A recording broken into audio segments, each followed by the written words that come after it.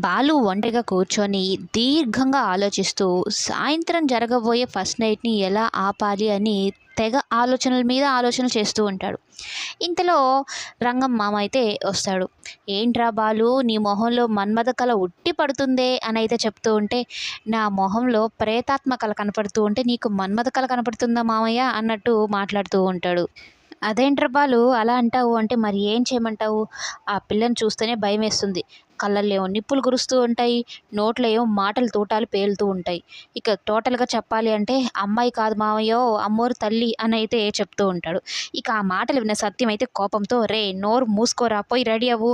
అమ్మాయి నిదానంలో గానీ, గుణంలో కానీ, ఓపికలో కానీ భూదేవంత సహనం ఉన్న అమ్మాయిరా. ఆ అమ్మాయిని పట్టుకొని నువ్వు అలా మాట్లాడతావేంటి? ముందు ఈ చెండాలమైన మాటలన్నీ పక్కన పెట్టి పోయి రెడీ అవ్వు" అనైతే కసరడంతో, "ఆ! వెళ్తాంలే, ఇక్కడేం చేస్తాము. నీ కోడలిని ఒక మాట అననివ్వు కదా" అనైతే అనుకుంటూ వెళ్తాడు. ఇంతలో పార్వతమ్మ కూడా వస్తారు. పూలు తీసుకొని వస్తుంది వచ్చేటప్పుడు. ఎందుకంటే తనకు స్తోమతకు తగ్గట్టే తెస్తుందనమాట పూలని.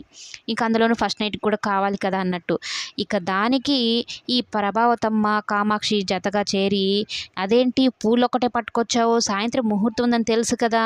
ఏ పట్టుబట్టలో కొంగును కట్టడానికి తులం బంగారమో తీసుకురాకుండా పూలు తెచ్చావేంటి" అనైతే అంటూ ఉంటే, "కామాక్షి, వాళ్ళ స్తోమత అంతే కదా వదినా! పూట గడవాలి అంటే ఆ రోజు పని చేసుకుంటే కానీ గడవదు. రెక్కాడితే కానీ డొక్కాడని బతుకులైపోయాయి. మళ్ళిక పట్టుబట్టలు ఎక్కడ తెస్తారు? తులం బంగారం ఎక్కడ తెలుస్తారు? మేమంటే ఏదో దయతలిచి కానీ కట్నం తీసుకోకుండా, ఒక్క రూపాయి కూడా తీసుకోకుండా కోడలుగా తెచ్చుకున్నాం కానీ, ఆ యువరాణిని ఇంకెవరు చేసుకుంటారు" అన్నట్టు దెప్పొడుస్తూ మాట్లాడుతూ ఉంటుంది. ఇంతలో మీనా వస్తుందనమాట. మీనాతో కూడా రోజు వాళ్ళ అత్త ఇలాగే మాట్లాడుతుందేమో, ఎడమొహం పెడమొహంలాగా మీనా ఎంత బాధపడుతుందో ఏమో అన్నట్టు పార్వతమ్మ అనుకుంటూ ఉంటుంది. "ఏమ్మా, మీ అత్తయ్య నీతో కూడా ఇలాగే ఉంటారా?" అంటే, "అయన్నీ వదిలేసిలేమ్మా సుమతి, తమ్ముడు ఎలా ఉన్నారంటే, బాగున్నారమ్మా" అనైతే చెప్తూ ఉంటే ఇంతలో సత్యం వస్తాడు. "అదేంటి చెల్లెమ్మా, నిల్చొనే మాట్లాడుతున్నావురా, కూర్చోనైతే" చెప్తాడనమాట.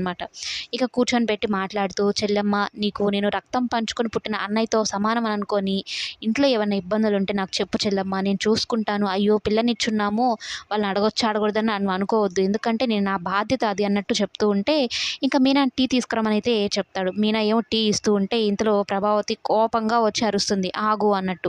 ఇక కనీసం టీ కూడా తీసుకొని ఇవ్వకుండా పెద్దగా పెద్ద పెద్ద గుడ్లేసుకొని చూస్తూ ఉంటుందన్నమాట. మీనా "ఏమైందా? ఎందుకు అరుస్తున్నారు అత్తయ్య గారు" అన్నట్టు నిల్చొని చూస్తూ ఉంటుంది.